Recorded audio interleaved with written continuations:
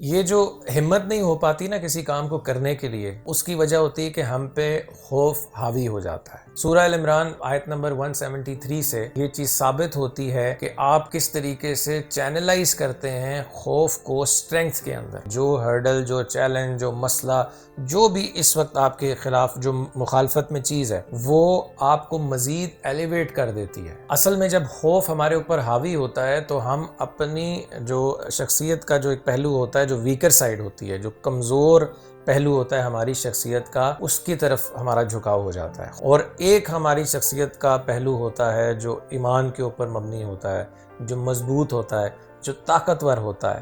ہم اس کی طرف جانے میں ذرا کتراتے ہیں کیونکہ وہ تھوڑا سا مشکل ہوتا ہے، لیکن اس کے اوپر توکل کر کے آپ کوئی چیز آگے حاصل کر سکتے ہیں۔ اور توکل کرنا ہے، آپ کے لیے اللہ کافی ہے اور وہی بہترین کارساز ہے۔